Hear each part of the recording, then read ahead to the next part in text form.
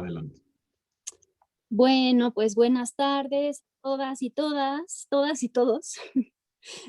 Muchas gracias por acompañarnos esta tarde de pláticas públicas del Seminario Especial de Titulación Intersticios. Esta tarde está con nosotros Mariel Collard, que les va a platicar de un tema que se vincula mucho con lo que hacemos en el seminario, y en un momentito más Daniel la presentará como nuestra ponente especial del día de hoy.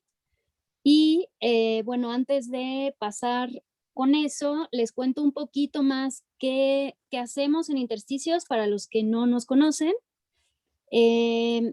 Intersticios es un seminario de titulación especial que está abierto a alumnos de 9º y 10º semestre de la Facultad de Arquitectura sin distinción del taller del que proceden.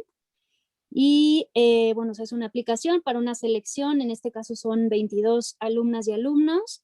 Los profesores son Daniel Dao, que está aquí, que nos ayuda coordinando las pláticas públicas, Marcela Delgado, Adriana Lira, Armando Hashimoto y Elena Tudela, que también estoy por acá. También hacemos una colaboración especial con el Infonavit. Ya llevamos 4 años de esta colaboración desde que arrancamos con el seminario. Y pues aquí ahorita nos acompaña Rodrigo Solé, que es un integrante del Infonavit, que es exalumno también de la facultad y colaborador en estos proyectos. También está José Esparza, no sé si en este momento, pero bueno, es otro colaborador, Javier García Diego y Alejandra de la Mora. Bueno, pues el Seminario de Titulación Intersticios, que ya hemos denominado SETI, surge del interés por explorar los espacios entre los límites de las disciplinas del diseño, la arquitectura de paisaje y urbanismo, y por abordar temas que se encuentran entre el ámbito urbano y el ambiental desde un enfoque experimental, atendiendo situaciones contemporáneas en el contexto nacional. El enfoque metodológico del seminario se basa en uso de herramientas de exploración formal, con modelación paramétrica, análisis geoespacial, modelación climática, para una exploración multiescalar, multitemporal y de entendimiento de procesos metabólicos, infraestructurales, ecológicos, geológicos y bioclimáticos. Se busca integrar estos criterios técnicos con procesos creativos de complejidad formal y funcional, una visualización efectiva y pues procurando alcanzar un alto valor arquitectónico. Para ello, el seminario recurre a la integración de conocimiento multidisciplinario, opiniones de especialistas, lecturas, intercambio académico en las ocasiones que se ha podido. Ahora con pandemia, pues todo es mucho más complicado. Una vinculación siempre con agencias gubernamentales para los temas de investigación del curso. Este año estamos trabajando con la Secretaría de Gestión Integral de Riesgos y Protección Civil de la Ciudad de México. Y básicamente, bueno, eso sucede cada año, y este año el seminario se denominó Diseño Postnormal, Visiones Posturbanas para el Cerro del Peñón, Ciudad de México, que es un proyecto que va a empezar a trabajar la Ciudad de México y que se encuentra en la alcaldía de Iztapalapa, ¿no? Entonces, bueno, pues con esta introducción, Daniel, si quieres presentar de una vez a Mariel para darle la palabra o sumar algo para esta introducción. Y no sé si Rodrigo también quiere comentar algo, ¿no? Antes de arrancar. Rodrigo Solé, ya que estás por aquí. Pues sería breve. Muchas gracias por siempre invitarnos en esta colaboración.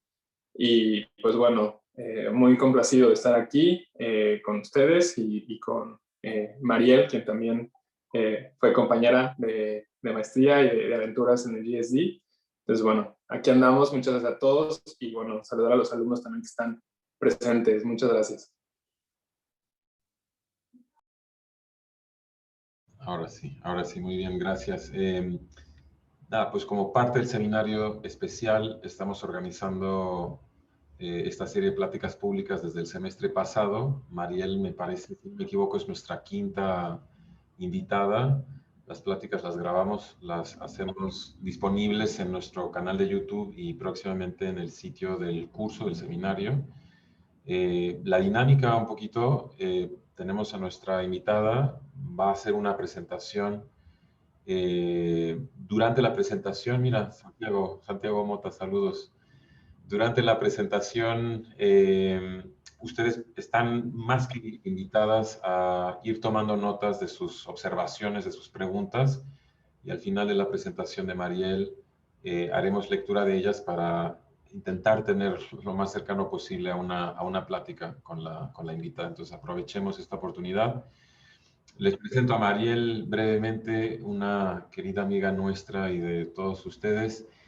Es arquitecta, paisajista y docente. Actualmente tiene una práctica independiente de diseño en la Ciudad de México, operando entre la arquitectura y el paisaje. También da clases en la Escuela de Arquitectura de la Universidad de McGill, en Canadá, donde introduce estudiantes de arquitectura a pensar en el paisaje. Su forma de practicar considera al mismo tiempo el entorno construido y el medio ambiente para entender la multiplicidad de relaciones que existen entre la materia viva y la no viva, los agentes humanos y los no humanos. Mariel cree en la colaboración entre identidades y disciplinas diversas y está comprometida con la investigación y con procesos de diseño basados en la teoría y la crítica. Ha ejercido como arquitecta y paisajista por cuenta propia y en oficinas en México, Estados Unidos y Canadá.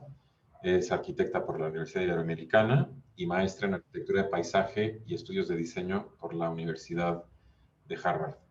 Con esto, pues, un aplauso virtual para recibir a Mariel. Muchas gracias. Adelante, tienes el piso todo para ti, Mariel. Muchísimas gracias. Primero que nada, muchísimas gracias, Daniel y Elena, por la invitación.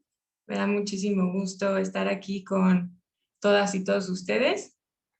Y me dará gusto también charlar después de la plática. Así que todas sus preguntas me las van anotando, por favor.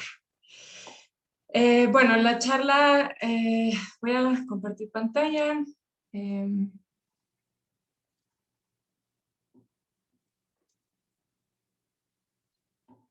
Ok.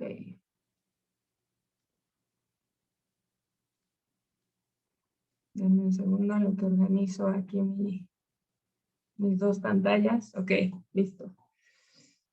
Ok, entonces la charla se titula Terra Vibrata, pensar el paisaje desde el suelo. Entonces quiero empezar trayendo la atención al espacio debajo de nuestros proyectos de arquitectura. Este espacio, el que usualmente se representa con un vacío o algunas veces con un hatch genérico. Pero ¿cómo podemos ser un poco más específicos si no conocemos la tierra sobre la que habitamos? Creo que no nos puede importar una región, porque es toda una región que no entendemos. Entonces, el primer paso es empezar a descomponer ese hatch negro y darle un poco de especificidad. Mariel, perdón la interrupción, nada más, es que se ve chiquito, o sea, se ve como tu pantalla de presentación, no sé si se puede hacer más grande. Ok. A ver. Sí, si no, igual la vemos, pero ándale, ya está, listo, gracias. Súper, estaban viendo mis notas, entonces. Así es. Gracias por avisarme. Sí. Ok, listo. Bueno, vamos a empezar contestando, al menos parcialmente, porque es una pregunta muy grande. ¿Qué es el suelo? El suelo es la capa superficial de la corteza terrestre y está compuesto por minerales, aire, agua, materia orgánica y miles de microorganismos distintos. Las propiedades físicas del suelo incluyen el color, que varía según estos minerales y según la composición de materia orgánica, la textura, que es la cantidad de partículas de distintos tamaños, de arenas, limo y arcillas. La proporción de estos tres elementos es fundamental para el crecimiento de las plantas. Entonces se tiene que hacer como una proporción muy específica, pero que varía en los distintos ecosistemas de estos tres elementos. Otra de las propiedades físicas es la estructura. Existen macroporos que son importantes para la circulación de aire y el agua, y los microporos que mantienen y guardan la humedad. Otra de las propiedades es la capacidad para retener el agua y la materia orgánica, que es básicamente el producto de la descomposición de residuos vegetales y animales en el suelo. Esta contribuye de manera muy importante en la fertilidad. El suelo como conjunto, como región, es una bioinfraestructura vital, en las palabras de la antropóloga María Puig de la Belacasa. El suelo se ha formado a través de millones de años de actividad geológica. Aquí vemos la historia del movimiento de las placas tectónicas y siglos de lenta desintegración de rocas por acción del viento, el agua y la temperatura.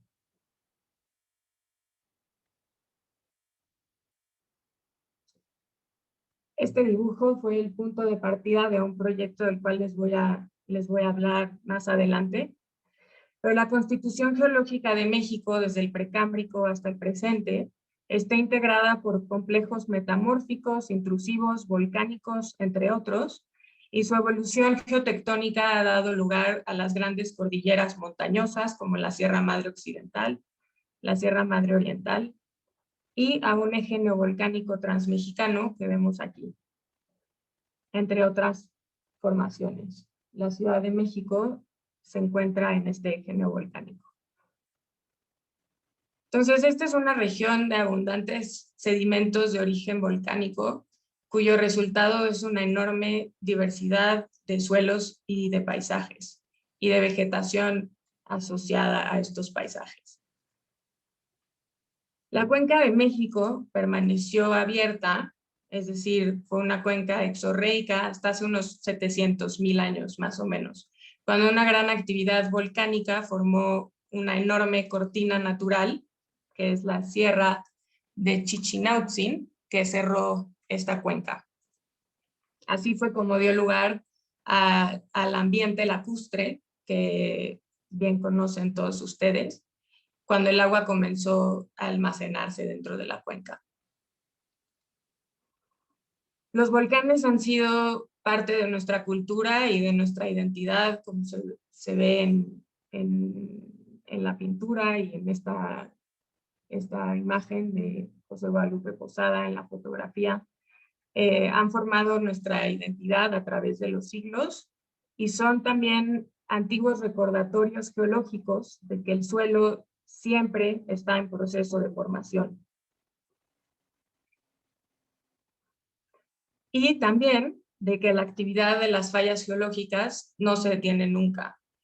En México, desde 1902, ha habido alrededor de 4,000 temblores de magnitud 4.5 mayor en la escala de Richter, que son los que se ven en los círculos en este mapa.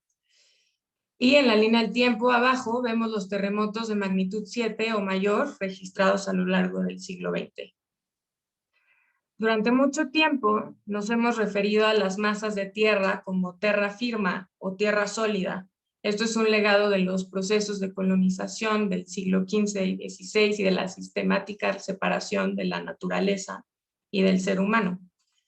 Terra firma entiende a estos grandes territorios como estáticos y como separados de los elementos fluidos de la Tierra, que son la atmósfera y la hidrosfera.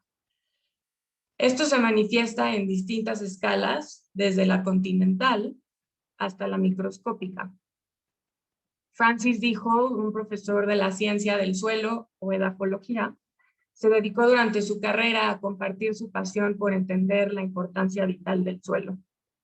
Él proponía el concepto de terra vibrata, como se titula la charla, o tierra que vibra, por el movimiento constante que existe entre las moléculas de agua, las cápsulas de aire, las raíces de las plantas y todos los microorganismos que interactúan por ahí. Esto también se ve muy claramente en la escala de la actividad volcánica y la actividad sísmica. Entonces, volvamos a la arquitectura por un segundo. ¿Qué hay de los árboles? Los árboles que están normalmente dibujados sobre una delgada línea sobre el espacio vacío. No se puede entender lo que vemos sobre la superficie sin entender lo que pasa debajo de la superficie. Anna Singh en su texto Artes de la Inclusión o Cómo amar a un hongo, dice, cito: la próxima vez que camines por un bosque, mira hacia abajo. Hay una ciudad bajo tus pies. Si pudieras descender hacia la tierra, te encontrarías rodeado por una arquitectura de redes y filamentos. Continúo, cito: como ocurre con las ciudades humanas, esta ciudad subterránea es un lugar de transacciones cosmopolitas. Desafortunadamente, los humanos han ignorado principalmente este cosmopolitismo vivo. Hemos construido nuestras ciudades humanas a través de la destrucción y la simplificación, talando bosques y reemplazándolos con plantaciones para producir alimentos mientras vivimos sobre asfalto y concreto. Esta imagen que ven aquí, titulada Las redes sociales del bosque, es una fotografía de las micorrizas. Vemos una red de hifas y de esporas de este hongo que forma las micorrizas arbusculares. Entonces, estos hongos forman asociaciones con las raíces de las plantas y permiten que hayan intercambios de nutrientes y de distintos minerales. Esta red también permite a las plantas de distintas especies comunicarse e intercambiar señales y nutrientes para ayudar a individuos enfermos, alertar a otras plantas de peligros cercanos y también superar amenazas de maneras colaborativas. La ecóloga forestal Susan Simard ha sido una de las principales investigadoras de este tema. En un experimento pionero que realizó en Canadá, marcó con isótopos de carbono las hojas de abedules y comprobó que este carbono era transferido a plántulas vecinas de abeto, que crecían en la sombra. En el invierno, por otro lado, el carbono marcado en las hojas de abeto apareció en los jóvenes abedules que no tenían hojas en esta época del año. Desde entonces ha descubierto cómo a través de estas redes circulan señales eléctricas y bioquímicas que incluso los árboles madre, como ella les llama, pueden reconocer a su descendencia. Entonces, este es un ejemplo de las redes de colaboración y reciprocidad que existen no solo entre plantas de distintas especies, sino también con otros microorganismos y con otras especies que ocupan los bosques. Entonces, las plantas conectan nuestro entorno con el mundo subterráneo. El suelo es central en esta relación porque es la interfaz entre la litosfera, la atmósfera, la hidrosfera y la biosfera. La zona crítica es un término científico que abarca los elementos y las dinámicas que ocurren entre el lecho rocoso y las copas de las plantas más altas en las capas externas de la Tierra. Aquí es donde habita casi todas las formas de vida del planeta Tierra. Entonces, si expandimos un poco este entendimiento del suelo para abarcar la zona crítica, vemos justo en esta sección cómo interactúan el agua, las rocas, el suelo, la atmósfera y cómo al mismo tiempo también intervienen los efectos de las actividades humanas. La zona crítica amplía la idea de la superficie terrestre que la gente suele entender como plana. Esta interfaz adquiere diferentes significados según la escala a la que la miremos. Por ejemplo, en una escala regional, donde el suelo podría actuar como canal de transferencia de minerales y de agua, hasta la escala nanométrica, donde el suelo proporciona superficies minerales y orgánicas para determinadas reacciones químicas.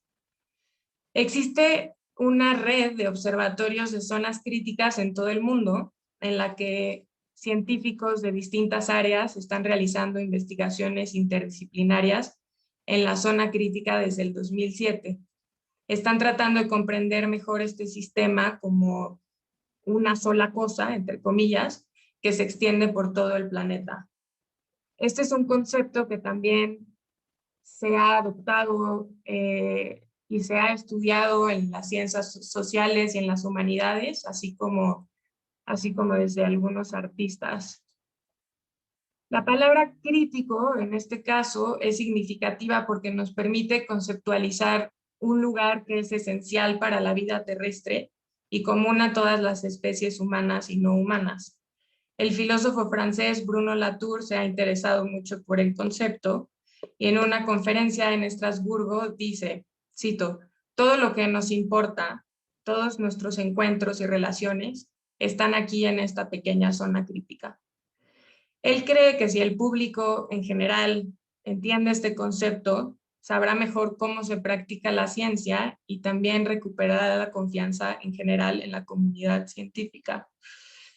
Latour y otros sostienen que el concepto permite a las personas entender el antropoceno y también ser una unidad de estudio muy eficaz para crear un puente significativo entre las humanidades y las ciencias. Daniel Richter, profesor de Ecología de Suelos y Bosques en la Escuela de Medio Ambiente de la Universidad de Duke, dice que, cito, los estratígrafos han nombrado la historia de la Tierra y están buscando un punto en el paisaje, un estrato. Tiene muy poco que ver con la historia de la humanidad y todo con una decisión muy práctica de encontrar un lugar que sea global en escala y relativamente sincronista en el tiempo para que todo el mundo lo pueda ver y diga, ah, este es el límite del antropoceno. La zona crítica, si se entiende como una región terrestre, cada ser humano, sin importar dónde esté, puede relacionarse con ella, apropiarse y con suerte comprometerse con su cuidado.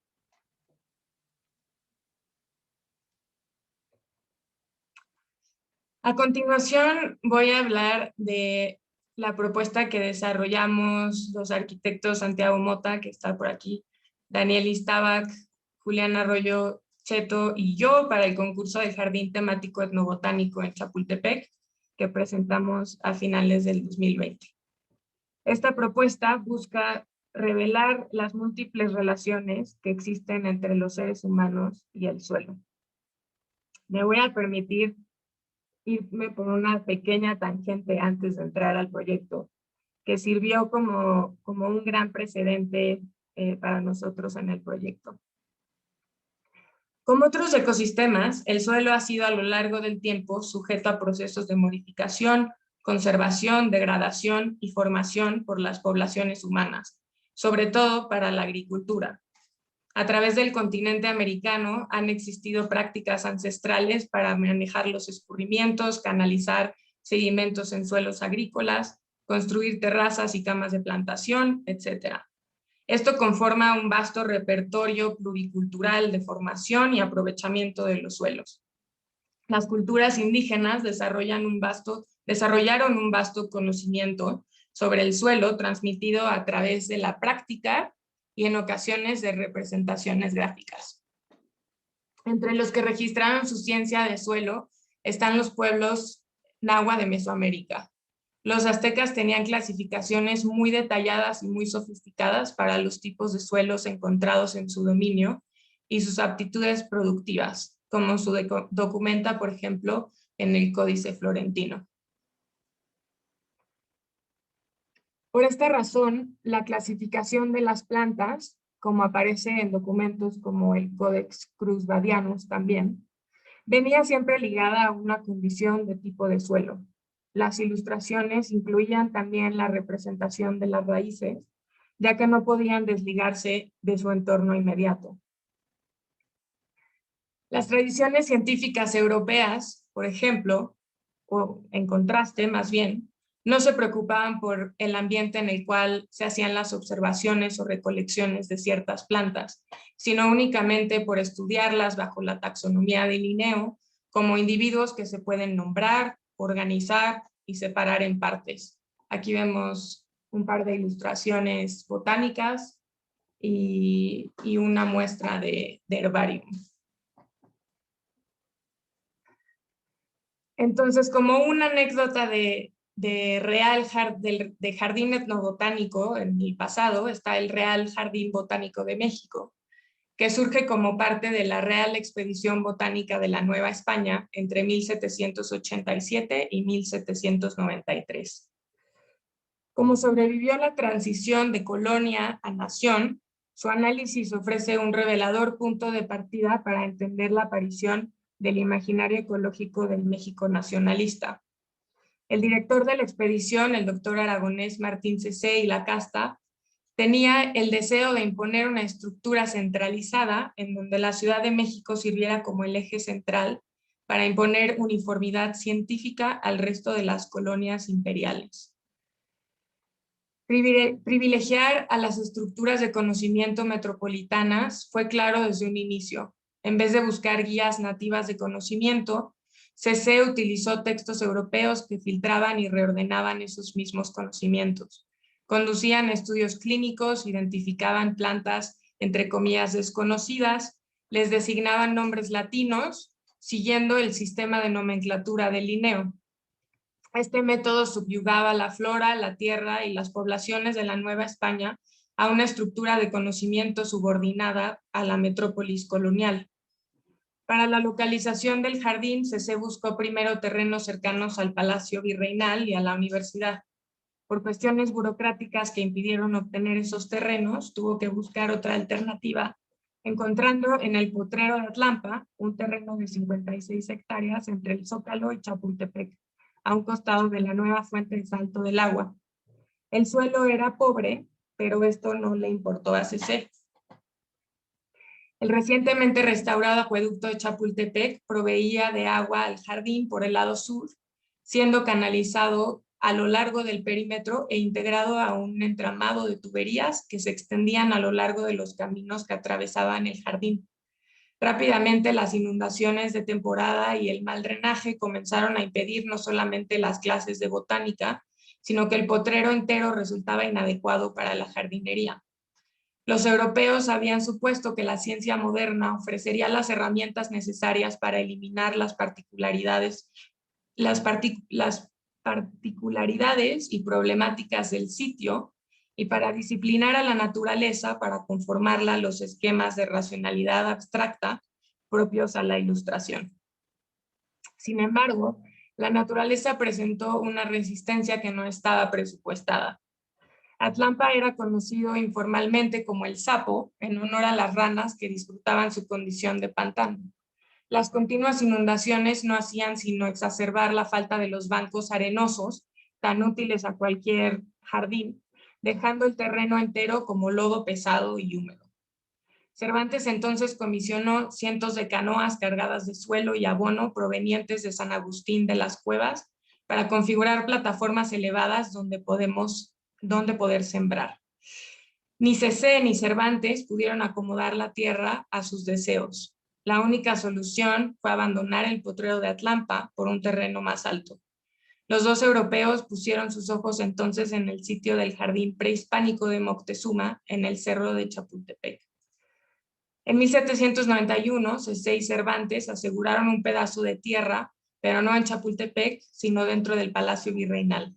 Aunque su localización urbana era invaluable, el suelo de este terreno no era más que arcilla mezclada con los restos de templos aztecas. Aún dolido por su derrota en Atlampa, Cervantes argumentó que no bastaba con construir plataformas sobre nivel, sino que el sitio entero tenía que ser excavado a 1 metro de profundidad, para vaciar la arcilla y el cascajo y cambiarlos por suelo fértil y bien drenado, proveniente de Tlalpan. De esta manera, tanto el jardín como la expedición de la que eran parte, buscaron borrar las bases indígenas sobre las que se erguían. Literal y metafóricamente, Cervantes buscaba reemplazar la acumulación histórica con suelo fértil que posibilitara la apropiación, reorganización y propagación de la naturaleza mexicana entendida desde la visión imperial. Una vez más, cientos de canoas, grandes cantidades de materiales constructivos y una masiva implementación de mano de obra fueron los costos pagados por la corona para lograr que el jardín real, mitad ubicado en Chapultepec, mitad en el Palacio Virreinal, reuniera una muestra ordenada de la naturaleza existente, sirviendo de modelo para demostrar la forma en la que el vasto territorio de la Nueva España podía ser subyugado a una administración centralizada. Esta anécdota y precedente muestra un error fundamental en no entender las condiciones del suelo y en tratar por sobre todas las cosas de ejercer control sobre el entorno natural. Para nosotros fue importante Por un lado, porque el suelo marca y define las condiciones de lo que se puede plantar en un sitio. También porque es evidencia de la historia de los cambios y evoluciones dentro de la Cuenca de México en términos de suelos y de vegetación. Y también de los orígenes coloniales de los jardines botánicos, algo que no se puede obviar al diseñar o intentar diseñar un nuevo jardín etnobotánico. Entonces, volviendo a esta imagen del eje neovolcánico transversal, esta región es hogar de diferentes ecosistemas en proceso de evolución, en donde a la par se desarrolla una de las zonas más densamente pobladas del planeta, que es la Ciudad de México. Por más de 15,000 años, nuestra especie ha desarrollado y mantenido relaciones con entidades no humanas como animales, plantas, microorganismos y hongos que habitan los suelos y aprovechan los elementos del paisaje para producir ensambles ecológicos novedosos. Nuestro proyecto pretende recuperar la enorme diversidad natural y cultural que existe en el centro de México, producto de los procesos geológicos de esta dinámica zona volcánica. Es importante construir un espacio de alta biodiversidad en un suelo empobrecido, y en el sitio, en Chapultepec, actualmente vive condiciones de enorme presión antropogénica que se han verificado con distintos estudios en el sitio. Entonces aquí, en el bosque de Chapultepec, se encuentran condiciones de erosión de suelos en zonas áridas y una cobertura arbórea en general declinante.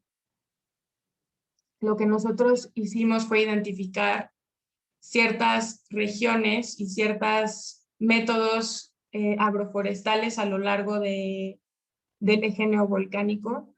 El bosque de galería, compuesto principalmente por ahuehuetes, un árbol que tuvo una presencia muy importante históricamente en el bosque de Chapultepec.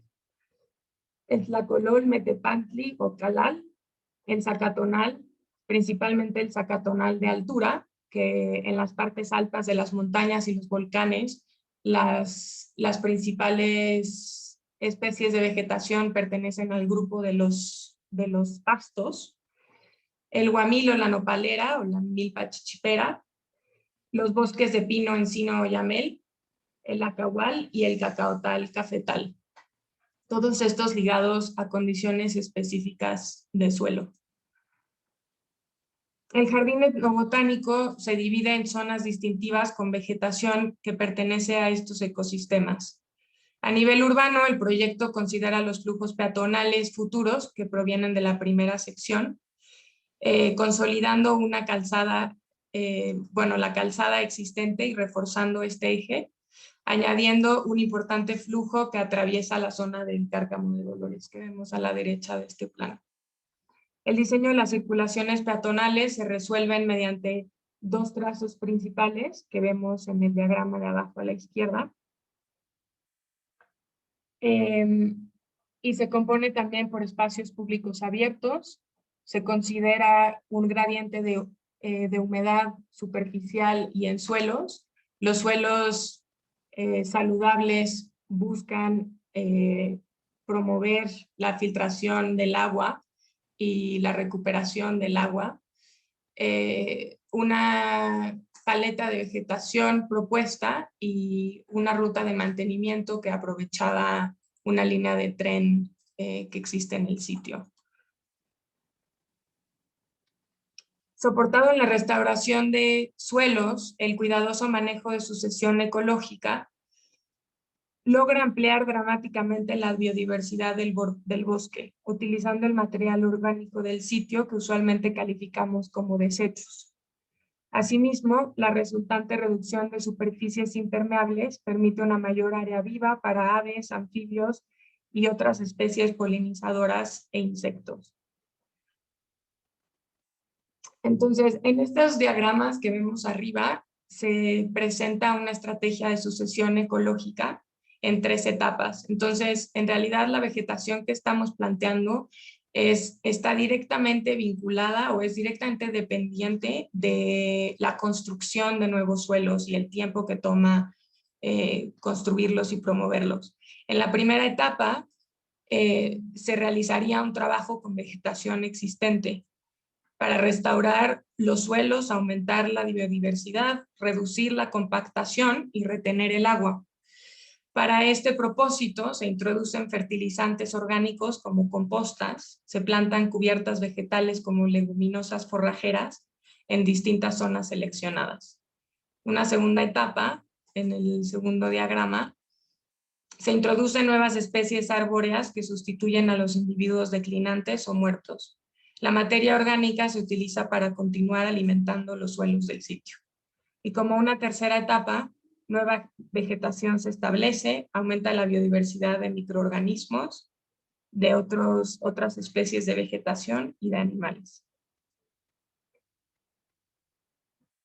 La propuesta del jardín también contemplaba la construcción de un pabellón que para nosotros estaba diseñado alrededor de exhibir de manera permanente los trabajos de mantenimiento y de restauración de los suelos fértiles. Entonces, cualquier visitante principalmente se lleva consigo la experiencia de cómo funcionan estos suelos y de cómo se pueden cuidar y mantener. Aquí vemos la sección principal del pabellón, en donde del lado izquierdo justo se está viendo el proceso de crear la composta. Creemos que parte de la idea principal es invertir esa idea de que los desechos, o que en realidad son residuos y no desechos, pertenecen a las zonas de atrás que nadie ve, a las zonas de mantenimiento, sino que son el elemento vital para el funcionamiento de un jardín o de un bosque. Los seres humanos y los ecosistemas de los cuales formamos parte y deberíamos de ser guardianes dependen directamente de estos suelos y de su fertilidad. Los distintos ecosistemas del eje neovolcánico son vulnerables, como todos los otros suelos, a la degradación. Esta es una de las causas más importantes de deterioro ambiental en esta región y en México en general. El proyecto de paisaje y urbano integran dentro de su configuración los procesos de manufactura, restauración, compostaje e implementación de suelos restaurados con el fin de evitar la importación de material orgánico con las terribles externalidades que esto conlleva, un claro aprendizaje del jardín botánico real, y también para poder convertirse en un secuestrador neto de carbono y una zona recirculante de elementos básicos como nitrógeno, fósforo y otros nutrientes. Hemos hecho muchísimos esfuerzos, se han hecho muchísimos esfuerzos por estudiar cómo se puede capturar el carbono de la atmósfera, el carbón que existe en la atmósfera, y el suelo, la captura del carbón en el suelo es una de las maneras más fáciles, más económicas de realizarlo, y simplemente implica promover la salud del suelo y la fertilidad del suelo.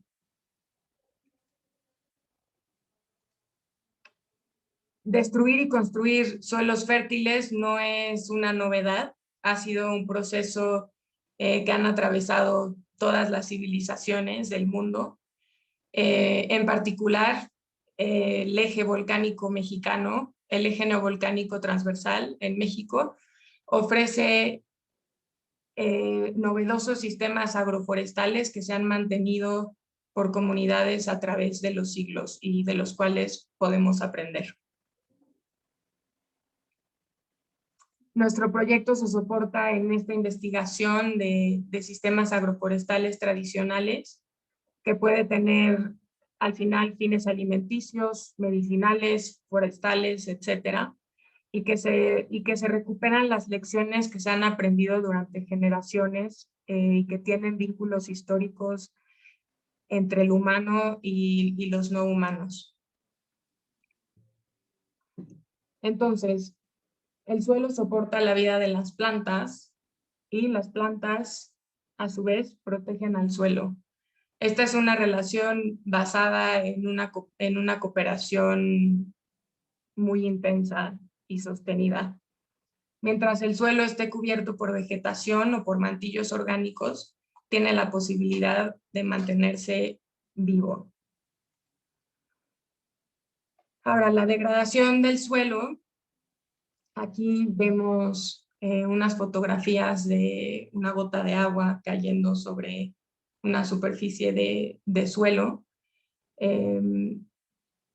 lo cual muestra algunos de los efectos de degradación.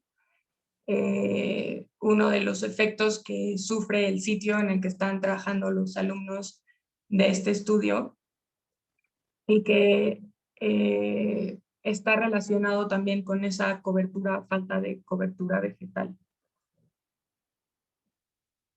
Esta es una imagen que encontré del desgajamiento en 2017, que no ha sido el único, es una condición de riesgo constante, pero también es importante destacar que los desastres que llamamos desastres naturales se vuelven desastres cuando se encuentran en conflicto con los asentamientos humanos. Entonces, esta condición no la podemos calificar como natural, sino como construida. Las respuestas que existen a este tipo de fenómenos también pueden ser variadas. En este caso, vemos un muro de piedra. Existen otras maneras de infraestructura, otras soluciones, llamadas soluciones, para contener muros que están en pendiente.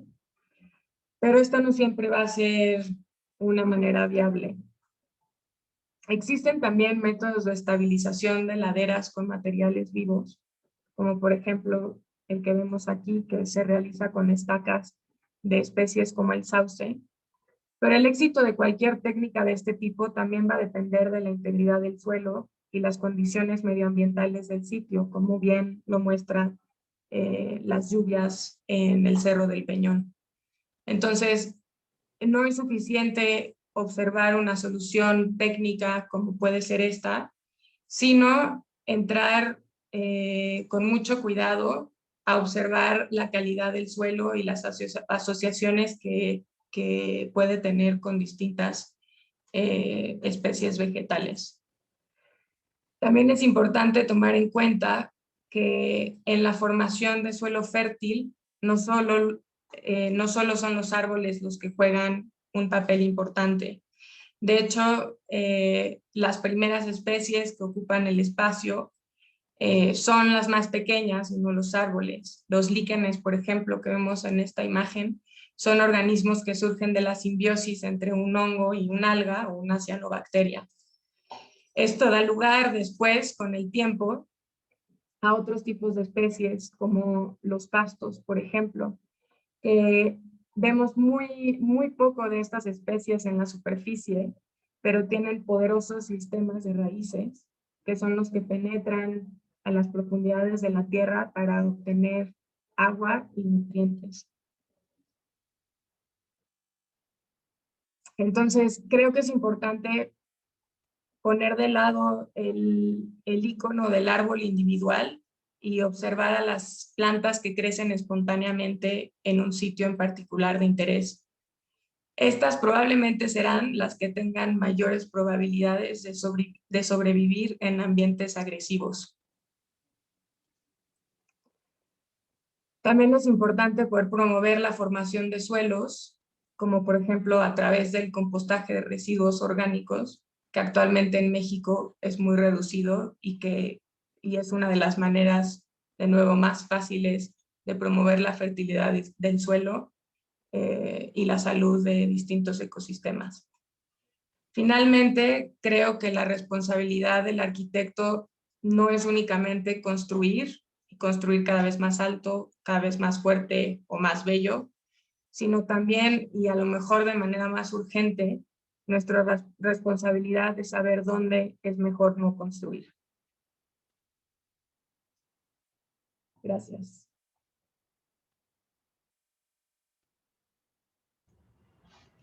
Muy bien, Mariel. Muchas gracias.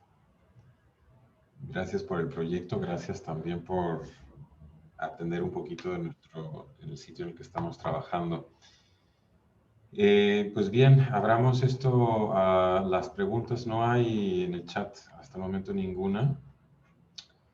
Yo te preguntaría, Mariel, aprovechando, bueno, ya que te tenemos aquí, antes de hacerte mi pregunta, quiero decirle al público, tenemos a los 21, 23 estudiantes del taller, pero tenemos a otras 60 y tantas personas invitadas de nuestras diferentes clases. Por favor, siéntanse libres de preguntarle a Mariel lo que gusten. Por ahí vi a unos cuantos alumnos de taller integral que están trabajando en un sitio en las orillas de Texcoco. Adelante con cualquier pregunta, aprovechen que está aquí Mariel. Yo, aprovechando que estás aquí, Mariel, ya verás que ahora que te invitemos a una de nuestras entregas, estamos trabajando en el cerro y me ha dejado un poco inquieto tu presentación porque de repente pienso que tal vez la respuesta sería justamente como terminaste diciendo, no construir, o primero como reconstruir el suelo. Tú, con el entendimiento muy somero que tienes del Cerro del Peñón, ¿cómo abordarías cómo empezarías a abordar el tema? ¿Qué sería lo primero que harías? ¿Qué es algo con lo que está batallando ahora el grupo? Nos pregunta, ¿cómo empezar a construir una narrativa? ¿Cómo eres tú capaz de hilar cuestiones que tienen que ver con la historia? Un poco como lo has hecho en tu proyecto en el proyecto que has hecho con Santiago y demás colegas para Chapultepec. Me agradó mucho cómo empiezas y dices, bueno, primero una pequeña desviación, nos cuentas un poco de la historia, que hay como una cierta política colonial, que hay una cierta condición de los suelos, de la geografía del valle, que hay un cierto también conflicto entre diferentes culturas, como unas representan las raíces de las plantas, otras no. Y a partir de esa historia que tiene un poco de simbolismo, que tiene un poco de política, que tiene un poco de cultura, que tiene un poco de geografía, es que entonces ustedes desarrollan un proyecto. ¿Cómo empezarías tú a trabajar con el Cerro del Peñón entonces? Te pongo en el spotlight, ¿eh? Sí, sí, sí. Pues mira. ¿Qué consejos les darías? ¿Cómo? ¿Qué consejos para que no te sientas tan en el spotlight, qué consejos? Sí, no, mira, creo que la historia, en realidad no conozco sus proyectos a profundidad, entonces esto sería como a lo mejor más productivo discutiendo con los proyectos. Yo creo que ya para estas alturas los alumnos deben saber más sobre el Cerro del Peñón que la mayoría de los habitantes de la Ciudad de México. Pero creo que sí hay una mirada histórica importante. ¿Por qué? Porque, por ejemplo, hay una cita del arquitecto Paulo Tavares, brasileño, que me gusta mucho, que dice, la naturaleza no es natural. Y él la pone en contexto del Amazonas y la pérdida del bosque en el Amazonas. Y creo que en este caso, esta anécdota histórica del Jardín Real Botánico también es evidencia de cómo la naturaleza no es neutra, y la manera en la que se organiza la naturaleza y los asentamientos con la naturaleza no es neutro. Entonces, creo que dentro de la historia se pueden encontrar cuáles han sido las políticas públicas, los elementos culturales, los elementos medioambientales que han provocado que los asentamientos se hayan dado de tal forma, ¿no? el Cerro del Peñón era una isla dentro del lago, ¿no? Y ahora es una isla dentro de la ciudad. Me parece como muy, muy evidente, como de una condición como que se mantiene, como que busca resistir el crecimiento de la ciudad de alguna manera.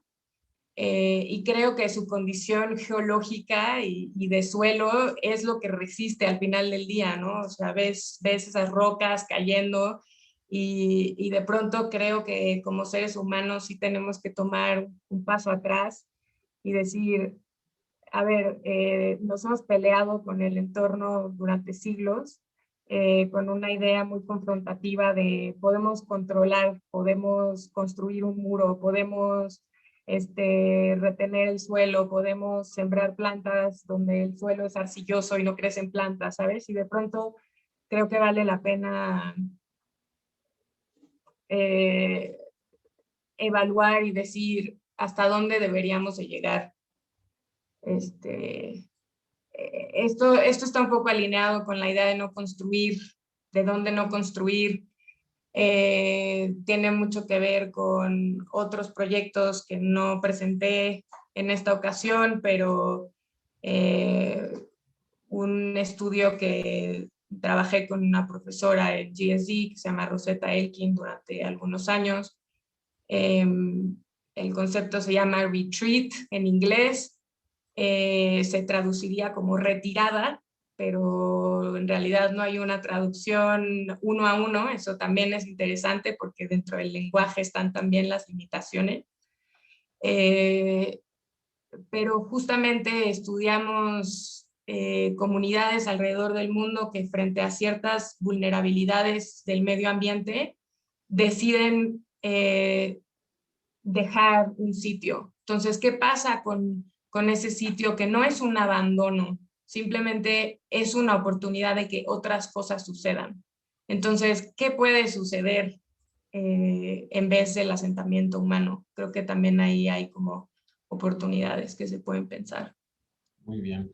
Daniel, ahora sí ya empezaron a llegar las preguntas. Tenemos hasta el momento 6, me parece. Pregunta Rodrigo, ¿cuál es tu opinión sobre la escala más adecuada para empezar a entender un cerro como paisaje, no como un elemento discreto?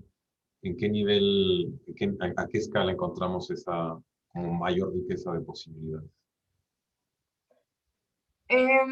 Creo que algo que la arquitectura de paisaje hace muy bien, o es una de las habilidades que se busca promover a través de su práctica y su estudio, es esta habilidad como telescópica de ir de las escalas muy, muy grandes a las escalas muy, muy pequeñas.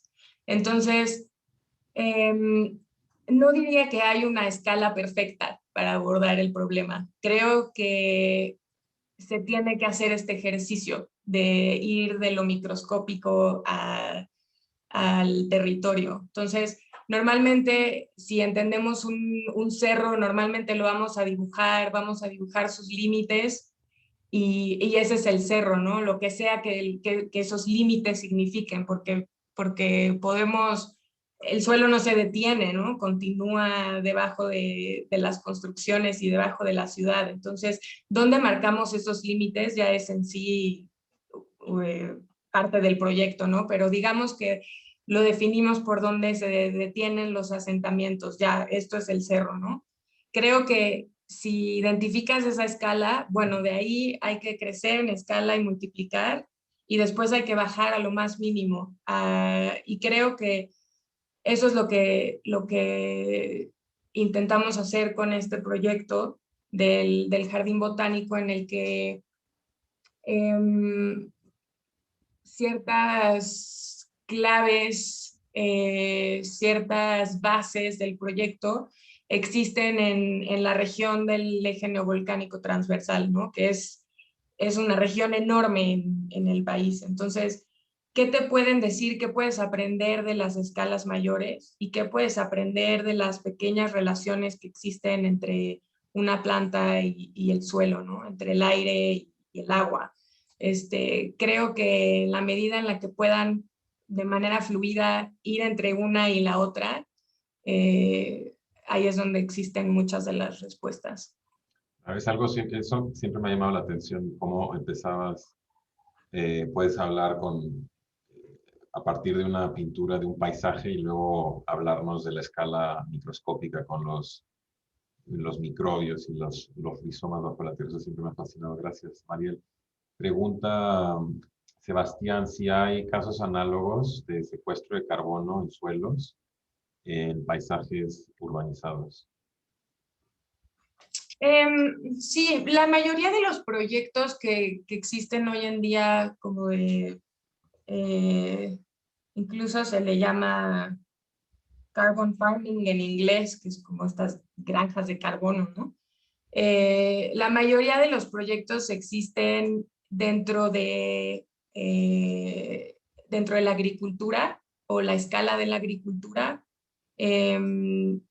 ¿Por qué? Porque son extensiones de tierra enormes, ¿no? Entonces ahí es donde puedes tener mucho más impacto.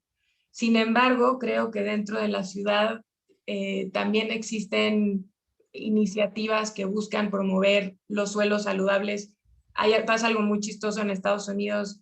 Muchas ciudades, Nueva York incluida, han sacado estas iniciativas como de el suelo saludable de Nueva York y el suelo saludable de San Francisco. Y son regiones increíblemente urbanizadas, sin embargo, empiezan a tener como estas consideraciones en mente. Yo creo que lo que importa considerar es que cualquier espacio que sea permeable y que tenga suelo saludable tiene el potencial de capturar carbono. Evidentemente el impacto no se va a poder cuantificar como puede ser en un espacio donde tengo hectáreas de granja, ¿no?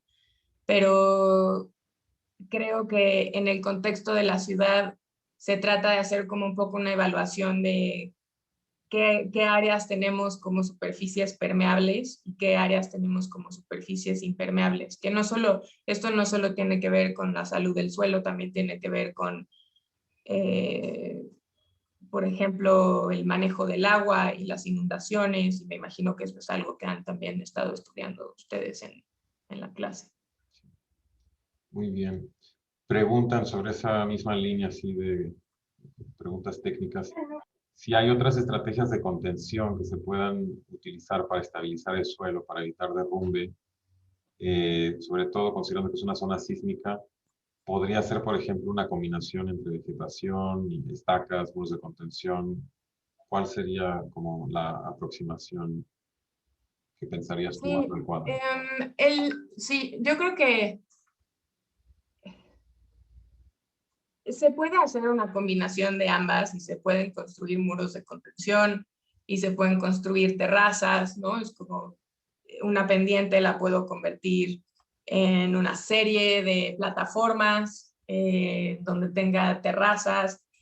El tema de la vegetación, creo que lo que traté de transmitir es que no es una operación tan sencilla como decir vamos a plantar árboles y eso va a solucionar el problema, ¿no? Creo que las estrategias tienen que ser múltiples. El tema del muro tiene más que ver como con una postura de protección, ¿no? O sea, como qué estoy protegiendo con el muro. Y eso es lo que también tenemos que preguntarnos. Lo más importante en este caso es proteger a las comunidades de una situación de peligro, ¿no? El otro día estaba viendo estos mapas de riesgo que hace la Ciudad de México, en donde identifica el Cerro del Peñón como una zona de alto riesgo. Me imagino que los alumnos lo han revisado. Pero eso es justamente lo interesante. Estas zonas están designadas como zonas de riesgo porque hay asentamientos ahí que probablemente no deberían de estar ahí en un principio, ¿no?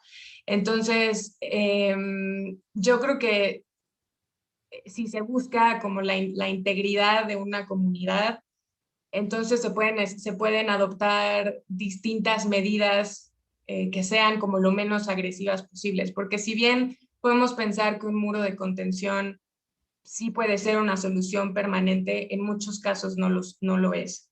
Existen muchos ejemplos y si quieren que se los mande, le piden mi mail a Daniel y se los mando, pero de muros de contención para proteger, entre comillas, a comunidades del agua, de derrumbes, de otros riesgos que al final del día acaban fallando, ¿no? Entonces, creo que hay algo fundamental que pensar en la manera en la que estamos entendiendo nuestra posición hacia el paisaje como una como una posición combativa, pero también como de superioridad, en la que buscamos siempre como ganar. Ahora, también entiendo que esta es una situación delicada porque las comunidades ya están ahí, los asentamientos ya están ahí. Entonces, para mí sería a lo mejor tratar de pensar de manera estratégica dónde se puede permitir que estos procesos sigan su rumbo y que no tengamos que interrumpirnos, y dónde sí podemos como contener ciertas situaciones. Sé que no estoy contestando como directamente, pero creo que tiene que ver como con una combinación de estrategias, pero también con contemplar cómo podemos permitir que estos procesos no se detengan o no tratar de detenerlos. Sí. Muy bien. O sea, habría que pensar, a ver, un muro es más rápido, involucra un costo mayor, también hay como cierto riesgo, una estrategia que tenga que ver con la reconstitución, la estabilización del suelo, a partir de, bueno, primero restaurar el suelo, a lo mejor haría falta crear, yo entiendo que esto era una cantera donde se extraía tesontle, etcétera, entonces tal vez habría como que reconstituir una capa de suelo para que luego pudieran empezar a crecer los primeros pastos, etcétera, que ayudaran a amarrar y luego pensar o sea, habría que pensar en esa temporalidad, en esa sucesión. Sí. Y eso, bueno, pues da diferentes horizontes de proyecto, ¿no? Hay personas que están pensando como construir cosas, literalmente arquitectura, otras personas que están pensando terracear, hacerlo parque. Entonces, dependiendo de las estrategias, tendríamos que pensar en diferentes formas de dónde lo dejamos seguir desgajándose, dónde sí podemos intervenir y estabilizarlo, etcétera, algo así. Sí, y creo que un tema también importante es con la restauración de suelos, en general la restauración en ecología, es que a veces tendemos a confundir la restauración o asociar la restauración como con regresar en el tiempo a un momento en el pasado en el que todo estaba bien o todo era mejor, ¿no? Pero creo que tenemos que pensar que no hay tal cosa como un pasado mejor. ¿Por qué? Porque los ecosistemas han cambiado tanto y han sido afectados de manera tan radical que ya no hay un regresar, ya la composición es distinta, ¿no? Entonces, por eso también cuando pensamos en, ok, ¿qué especies vamos a considerar? Y se habla mucho de introducir especies nativas, lo cual sí es muy positivo, pero también no tiene que ser solamente una especie nativa porque sea nativa. También podemos tener toda una conversación acerca de qué sería una especie nativa, ¿no? Pero no entremos en eso por ahorita, solo para decir que la selección de especies a veces es las plantas que son súper rudas y súper poderosas, que son las que están ahí, que después de un evento como estos deslaves, son las primeras en regresar. Entonces, ¿cuáles son las plantas que ya existen en el sitio, no? Y yo invitaría a todos a darse una vuelta e ir como con un ojo muy muy crítico y despierto de observar con muchísimo cuidado cuáles son las especies habitantes del cerro en este momento. Muy bien, pues me voy a saltar un par de preguntas porque justo Dunia pregunta, bueno, te agradece por la presentación, pero pregunta si en tu experiencia sería recomendable introducir especies no nativas, que sin embargo tengan una mayor capacidad de adaptarse al ecosistema. Sí, yo creo que, a ver, hay dentro de la ecología, el campo de la ecología, hay como distintas opiniones al respecto. Yo no soy ecóloga, pero sí puedo decir que aprendí de un profesor, Peter del Tredici, que justo teníamos muchísimo estas conversaciones, ¿no? Y él lo que decía era como, a ver, no se trata de introducir una especie nativa que en algunas ocasiones, si no está establecida en este momento, existe un riesgo altísimo de que no sobreviva, ¿no? Entonces, a veces existen otras especies que no son nativas que nos permiten promover en un sitio determinado función ecológica. Eso es lo que nos importa más. Y la función significa que pueda haber un ecosistema sano, que pueda estar compuesto de especies diversas, tanto vegetales como animales. Algo que sí es una preocupación es, por ejemplo, la presencia de especies invasivas. Una especie invasiva significa que es una que va a tomar todo el espacio y va a ser la predominante. Entonces esto es casi como un monocultivo, ¿no? O sea, esto no lo queremos. Lo que queremos es promover la diversidad dentro de las especies. Entonces, pero eso no quiere decir que necesariamente tengan que ser nativas. Entonces, creo que ahí se pueden ver como distintos grupos de plantas que pueden convivir y que pueden promover esta función ecológica de la que hablo. Bien. Vamos a regresar a un par de preguntas. Misael te da muchas gracias por la presentación y quiere saber cómo es que las dinámicas del suelo afectan las dinámicas territoriales de una población. ¿Cómo es que esto interfiere con el crecimiento de una ciudad, por ejemplo?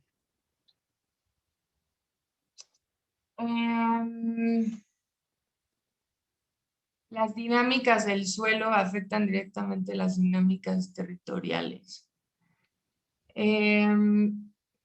Pues creo que un ejemplo muy claro, y a lo mejor esto sucede menos en la ciudad. O sea, a ver, las dinámicas del suelo tienen que ver con las dinámicas geológicas, como hablaba al principio de la presentación, ¿no? Y las dinámicas geológicas afectan territorios enteros como el de la Ciudad de México a través de la actividad volcánica, la actividad sísmica, no solamente de manera negativa. Las cenizas, por ejemplo, asociadas a la actividad volcánica, son un fertilizante increíble que ha vuelto regiones como la parte de Michoacán, donde se siembran los aguacates, cerca de Tancítaro, por ejemplo, se han vuelto súper productivas a raíz de la actividad volcánica también, ¿no? Entonces, esta es una manera en la que el suelo y la geología y como regiones, comunidades humanas, pero también como regiones de plantaciones agrícolas, han estado como en constante relación a través del tiempo. Creo que dentro de las ciudades es como muy fácil olvidar que el suelo juega un papel importante, ¿no? Pero creo que es mucho más fácil ver evidencia en poblaciones a lo mejor más pequeñas, en donde la principal actividad económica, por ejemplo, tiene que ver con la siembra de algún cultivo en específico, o por ejemplo con la extracción de algún mineral, o la extracción del suelo también, que son como procesos con los cuales construimos las ciudades, ¿no? Es muy fácil dentro de la ciudad como olvidar que es la extracción fuera de la ciudad la que permite que nuestra vida se lleve a cabo. Bien. Creo que la pregunta tal vez de Misael iba un poco por la línea de la siguiente pregunta de Noemí, que un poquito se cuestiona de quién es la responsabilidad de saber dónde construir, dónde no, porque los asentamientos informales, la gente no sabe, se ubica donde puede ubicarse. ¿Es realmente la responsabilidad del arquitecto o más bien de quien necesita la construcción, de quien financia la construcción? Esta es una cuestión un poquito como de la política y de la ética. ¿Qué dirías? Sí, pues yo creo que sobre todo en el contexto de una clase como esta, en la que se busca expandir la visión de lo que nos atañe como profesionales del diseño, creo que vale la pena dentro de esa expansión cuestionarse quiénes son los responsables del crecimiento de la ciudad. Y sí, no creo que no me sentiría cómoda jamás diciendo como son los arquitectos y únicamente los arquitectos, ¿no? Creo que tampoco es adoptar esa postura, pero sí creo que los procesos de urbanización están íntimamente ligados a la construcción y creo que hay una responsabilidad en el quehacer del diseño de interrogarse uno, cuáles han sido los procesos, por qué nos encontramos en la situación en la que nos encontramos y es en verdad lo mejor que yo participe de este proyecto, ¿no? Y creo que tenemos una voz importante que se puede como practicar y empujar para no solo seguir construyendo, sino de pronto saber hasta dónde, ¿no? Estoy leyendo de nuevo la pregunta, a ver si... Creo que definitivamente hay una dimensión financiera que tiene mucho poder, pero creo que si,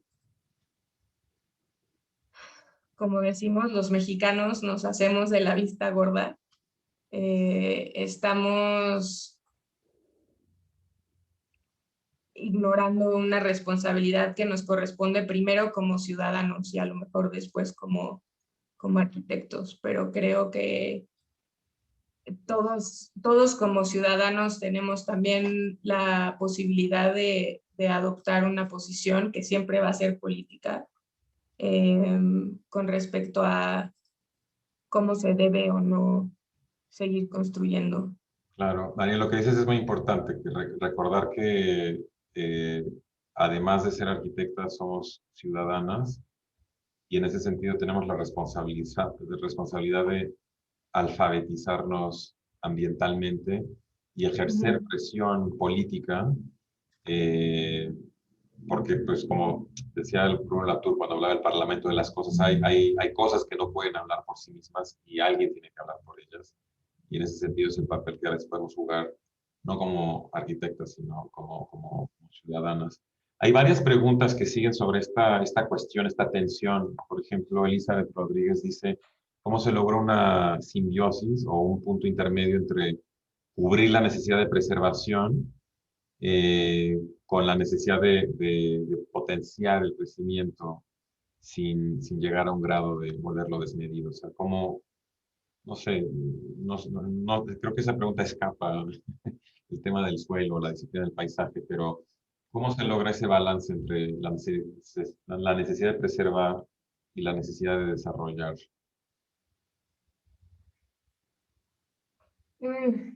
Es como la pregunta del millón, ¿no? Em,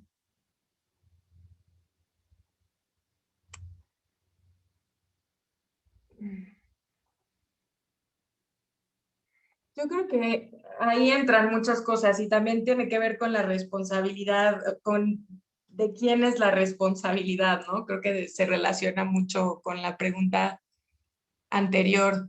Creo que algo que puedo decir al respecto es que a lo mejor no siempre nos damos cuenta, pero todo lo que hacemos responde a políticas públicas que se han diseñado y establecido a lo largo del tiempo. Y esas políticas públicas tienen impactos espaciales muy tangibles. Digo, un ejemplo a lo mejor medio absurdo es el reglamento de construcciones de la Ciudad de México y la cantidad de cajones de estacionamiento que los edificios públicos te piden construir, ¿no?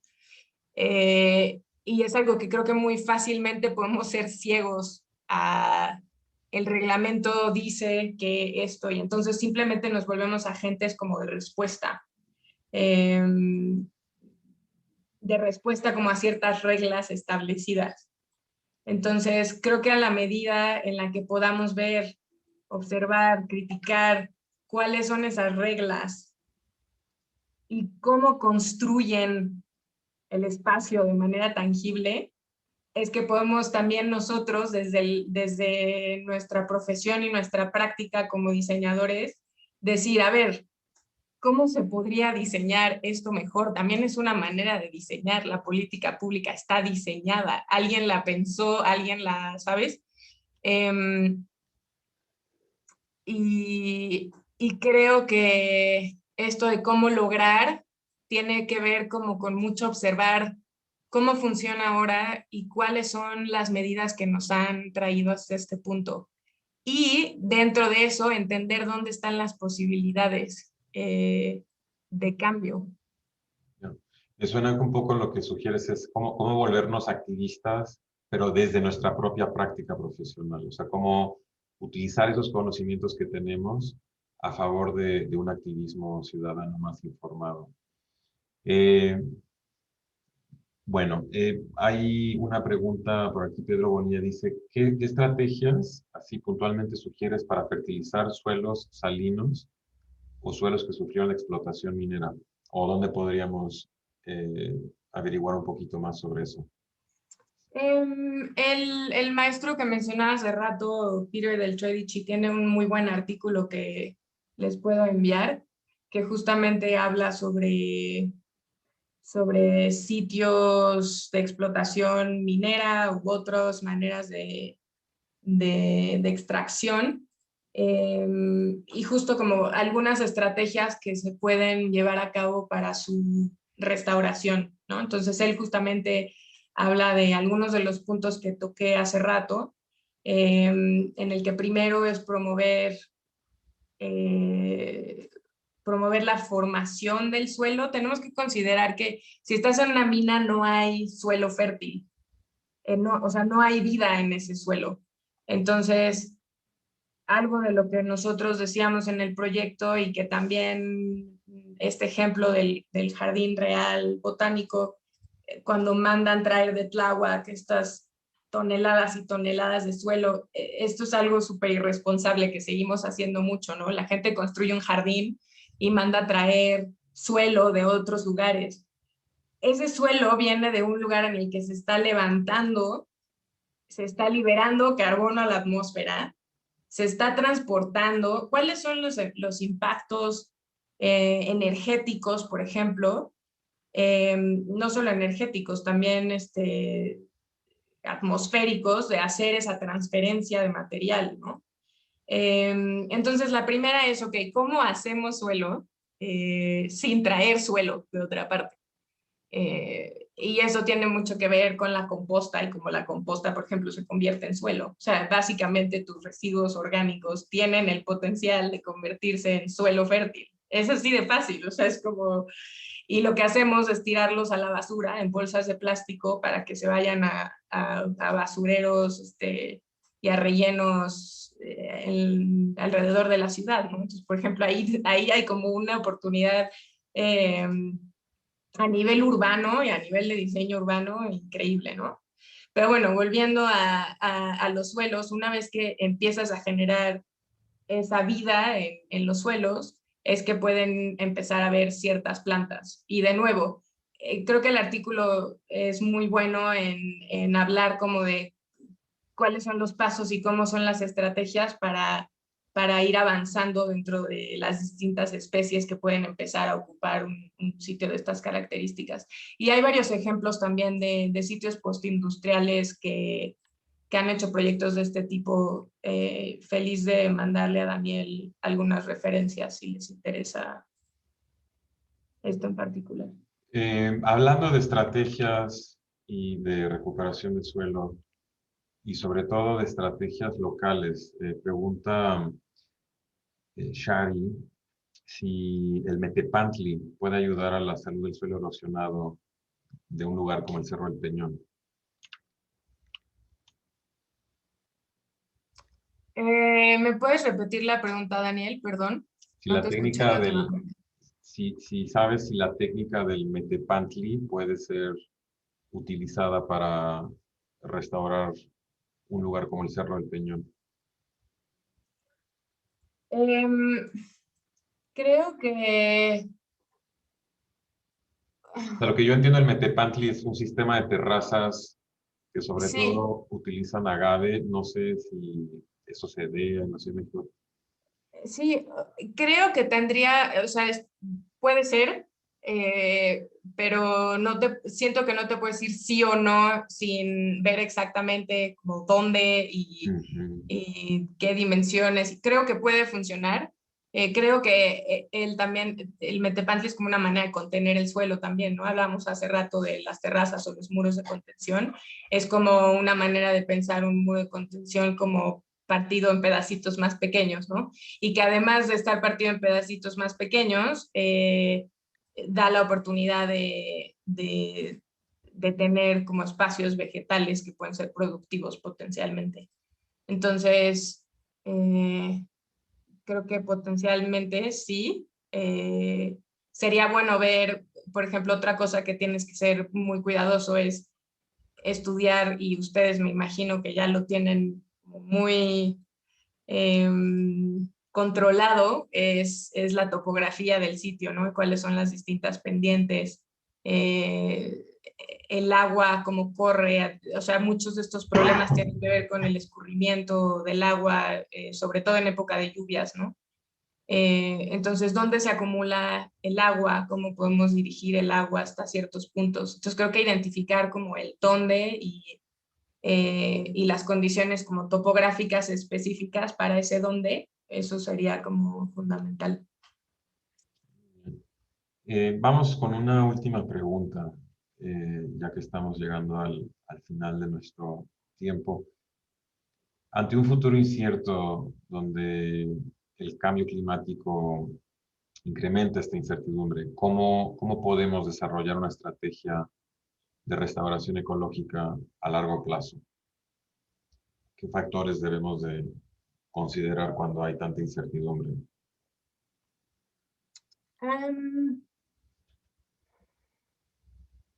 Creo que tenemos que escucharnos más.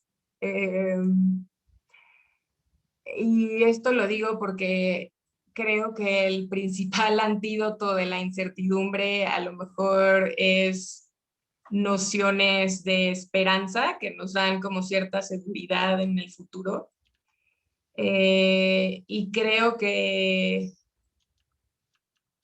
aprendiendo de algunas de las relaciones de reciprocidad que existen en el suelo, por ejemplo, estos canales que forman las micorrizas y las raíces de las plantas, y la comunicación que existe entre diferentes especies a través de del mundo subterráneo. Para mí eso es como un gran ejemplo de colaboración y de reciprocidad, que creo que los humanos podemos aprender mucho de eso.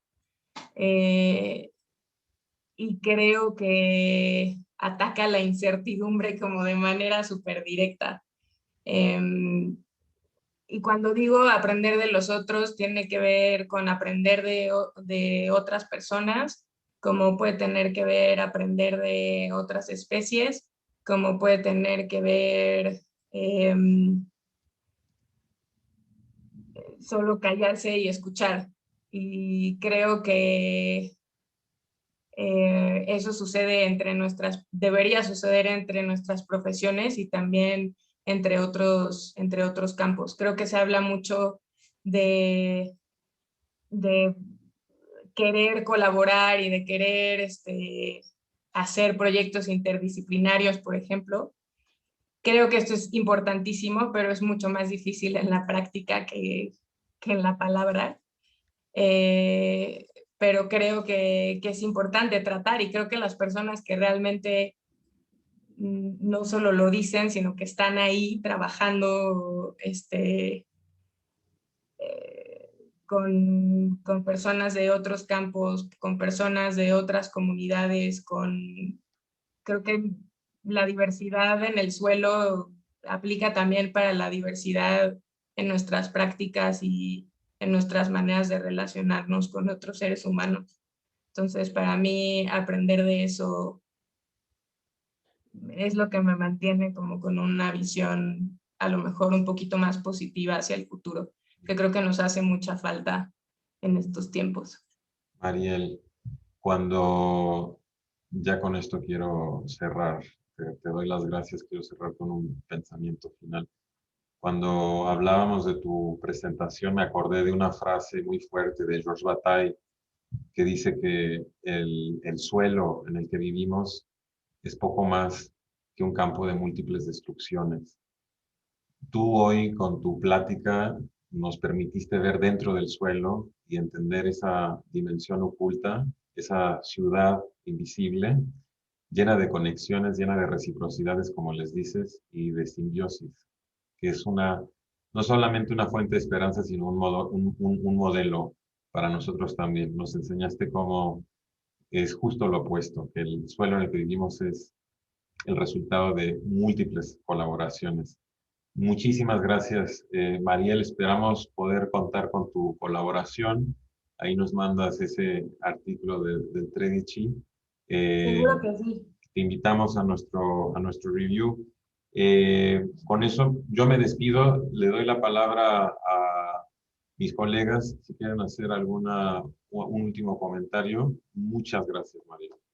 Sí, Muchísimas yo gracias a todas. nada más agradecerte, Mariel, fue súper útil y creo que, pues nada, nos va a ayudar mucho esa perspectiva que no traíamos con esta claridad. Así que muchísimas gracias, Mariel. Yo no tengo nada más que sumar por ahora. No sé si Santiago Mota, que ha sido invitado anteriormente y forma parte de lo que presentaste, o Rodrigo, ¿quieren sumar algo antes de despedirnos?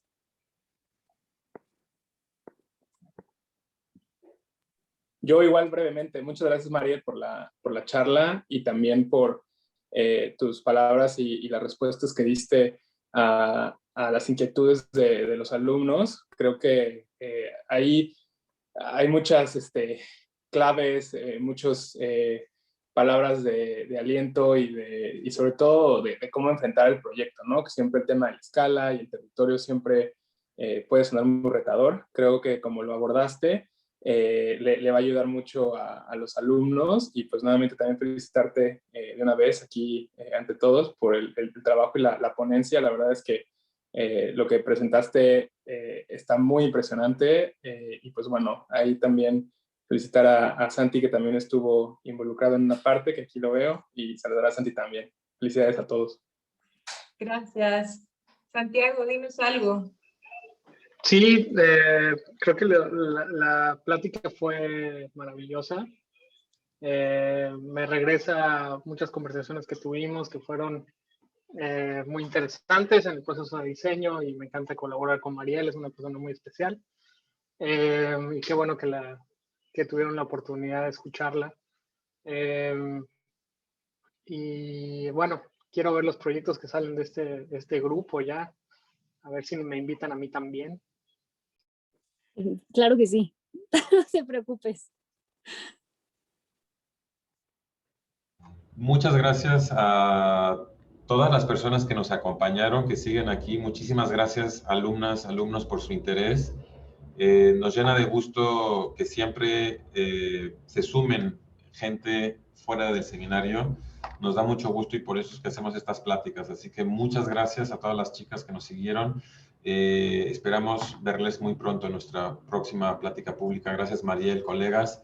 Nos vemos Gracias. el lunes en el seminario. Hasta luego. Bonita tarde, bonito fin de semana. Gracias.